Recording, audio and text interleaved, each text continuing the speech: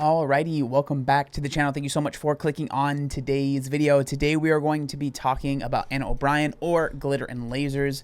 We have talked about Anna a few times on the channel. If you're not familiar, she is someone that kind of rose to prominence when body positivity was probably at its peak. She is a person that's in a bigger body, and she made a lot of content kind of talking about life in her bigger body, and she just kind of gained quite a big following because of that. Anna has had what I would call probably a tumultuous relationship with her body, and especially her body as well as the internet.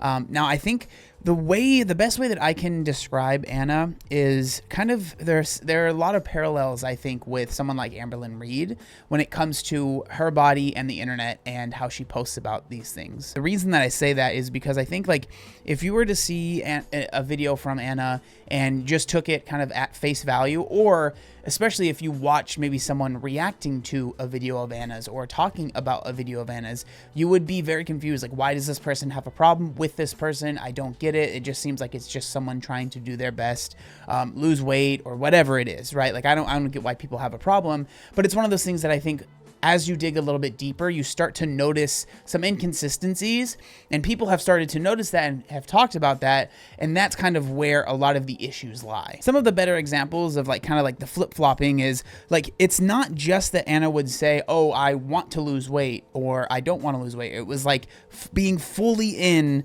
the body positivity space and being like, basically, like, anyone that says you should lose weight, like, they had a problem with that, but then going fully the other way of, like, I need to lose weight for my health, and then kind of flipping from there. There was just so many different changes and turns and flips, and a lot of people started that were digging deeper and that were like followers of her that were very invested, were like, you're saying one thing and then you're doing another, and I don't understand why. And then when people would start to question, they would kind of be called haters, and they would be confused because they're like, well, you said this and now it's not. And so that kind of has snowballed into a lot of people, like, a lot of the stuff that is being said, they just don't really trust that much. So there's a ton more that kind of goes into that, but we're not going to go into all of that stuff because I don't want this video to be too long.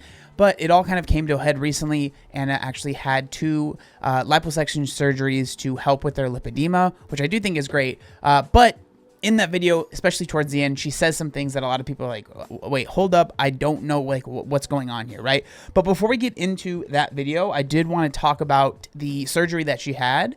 And so this is the doctor that she had, David Amron, that she's going to, and the Amron approach to treating lipedema, right?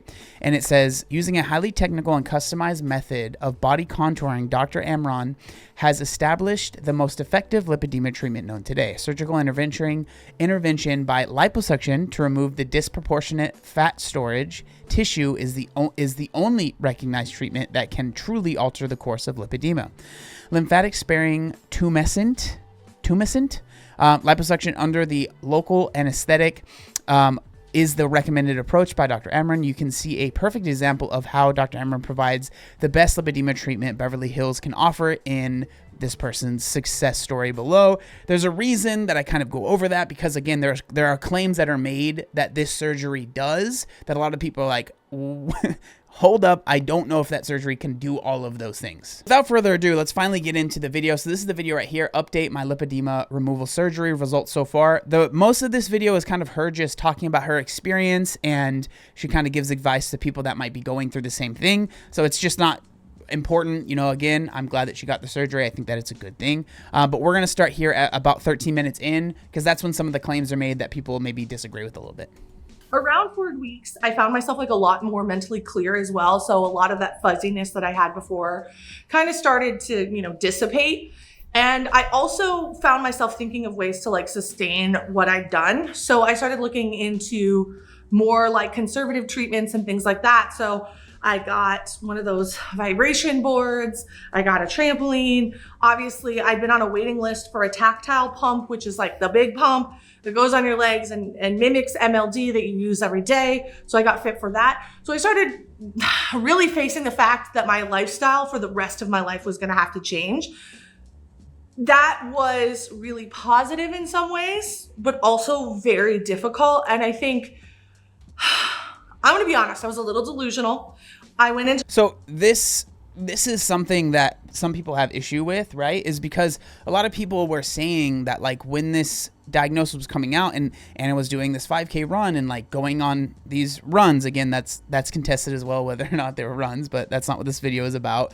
And people would say like, hey, maybe this isn't the best for your condition. Like we should, you should be careful. And it was just always like, well, I'm going to do whatever I want. I don't care what this condition isn't going to control me, all that stuff. So it's like, there's been a lot of changes over time that people are just like, kind of almost like I told you so type of thing, right? Surgery with the mental thought that once all of the surgeries would be done, I would be magically healed and I would not have to do all of the things I was doing previously. And that is just not the reality. So kind of that 4-week period, I started making plans for long-term care, what I would need to do, what I would need to invest in. And I want people to realize that like, that is a very emotionally difficult journey.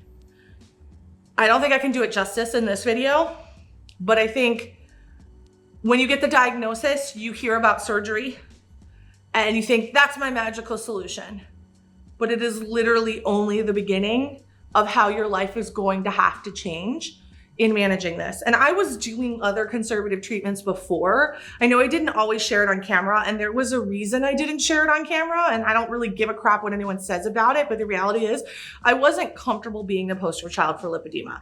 I knew as soon as I started talking about how I treated it or lived with it or how it affected my life, that I would get a sticker slapped on my forehead. I did not feel informed enough to educate people, and I just felt overwhelmed with the condition itself. I have many, many clips over the years of literally me crying, begging John to turn the camera off because I hurt, because I've swollen. I have videos of me bandaging my leg in a hotel, which was like 3 years ago in Hawaii because my leg swelled. That also happened in... So again, like that, obviously that happening to someone sucks, right? Like I'm not like, well, this sucks for you, too bad, right? That sucks. But at the same time, the things that people talk about and the issues are that at those same times, Anna is making all these videos about going on these travel escapades and how, life is great regardless of what she's going through or regardless of her size, right? That was like a really big thing that was talked a lot about. Like, don't let your size hold you back. Don't let this thing hold you back. But then now we're being told that actually behind the scenes, she was miserable and she was crying all the time and all of these things were happening. And it's just like, why not just be honest about what you're actually going through instead of trying to put on this facade of this life that isn't even realistic? And this is where I sit when I talk a lot about people that are more of I'm not saying Anna is, but like people that are more like the fat acceptance and the health at every size. It's like, I wouldn't be surprised if this is happening behind the scenes at a lot of people's, photo shoots or these like travel escapades that they have. In reality, like, how is it traveling? What was actually going on behind the scenes, right? These are things that it's like, why not just be honest in the moment? If that's your whole thing is like, I want to be honest about what it is like living as a bigger person. These are things that should have been brought up, right? And so again, people just have issues. It feels like things are only brought up when they serve Anna and when Anna can spin it in a way that is positive for her, right? That's what I think a lot of people, that's like where the crux of a lot of people's issues are. Nothing feels real. It feels like it's always planned, and the thing is brought up when it can be best served for Anna, right? Various other places. So I've been traveling with compression. I have been doing a lot of these things for a while. And I would say not everything, clearly not everything, because there's a lot of things I've had to add. But I thought, I can deal with these things. I've been doing them for years, but to know that even the compression and the bandaging and the socks and the changes in my diet and, the Wegovy, which helped with inflammation for me, that was still only... So, to say, like, the Wegovy that helped with inflammation... so flippantly, I think is kind of wild, because the Wegovy, I think, without a doubt, helped lose weight. And I think that's, I was trying not to say it so bluntly because I'm not trying to be a jerk, but like losing weight will help a lot of this stuff, right? I know that lipedema fat, it's different and you can't just be in a caloric deficit and get rid of it, right? But being significantly overweight is going to cause a lot of issues and problems just in general, right? And so like losing weight, the Wegovy definitely helped with that, right? There's a whole thing about her working with Novo Nordisk, which is the manufacturer, and not really disclosing that other than like a video on their YouTube channel, which no one really watched. That's a whole nother thing, but it's like, that was never really brought up. She lost a significant amount of weight, and then she ended up getting off of this medication to get this surgery, which again, I think it's good she's getting it. But then she even claimed in a video before that she gained weight after getting off of the surgery, and that caused her a lot of pain, and it caused her a lot of heartache. And so it's like the history is rewriting itself so quickly. And I think that it's like there's always these contradictions that are happening over and over and over again, that people are like, when you really follow it, which you can argue, should you care that much? I don't know. That's a whole nother story. But regardless, here we are. But when you really start to follow it, you start to see all the holes in the story, right? But if you just come from an eagle's, perspective, and you see one post of a woman that's trying to get her life together or like working out and she's bigger, it's like, oh, this is great. I'm happy for her. And why would anyone have a problem? It's very easy to think that way, right? But then once you start to follow and you start to see the timeline, you start to realize all of the issues, right? That's why I made that comparison to Amberlynn Reed, where it's like, if you just see one video, it's like, I don't see what this woman's problem, like why people have such a problem. But as you start to know more and more about the lore, you realize, oh, there's a lot of holes in this story, right? Only 25%. Having to deal with all of this with the added pressure of people having a ton of opinions about my choices, my journey, what I have and have not done, it sucks. Frankly, it sucks. It does suck, but at the same time, you are putting yourself in that position. And I wouldn't be surprised if, because of yourself putting yourself in that position, it made it so this surgery, I would be surprised. I could be wrong. I would be surprised if she ended up paying full price for this surgery, right? Or at all. I would be surprised. And so that's a benefit, right, of sharing your life on the internet. And like, but then obviously there are going to be downsides, which is people having an opinion and sharing that opinion, right? But I believe educating people on this journey and educating people about this condition is important, because I am stage 4. That is bad. And I hope that I can help women who are in stage 2 get treatment before they have to deal with all the bullshit I have to deal with. Because candidly, if I had dealt with this 10 years ago, I may not have to do all these extra things. Yeah, that's probably true. But now my life and my abilities are going to be diminished. And that is a hard thing for me to swallow. I am still holding out for the fact that maybe I have some miracle recovery, but I may not. I mean, I understand feeling that way, but I do think that there's a lot more hope than just feeling like, oh, it's game over now, right? Like, I don't know. I disagree with that. I think that there's definitely a lot of hope. Like, and again, I don't mean this. I'm not trying to sound like a jerk, but like, Anna clearly has some weight to lose. And so if that weight is lost, again, I get it, lipedema, but that's not, all the fat is not lipedema fat, okay?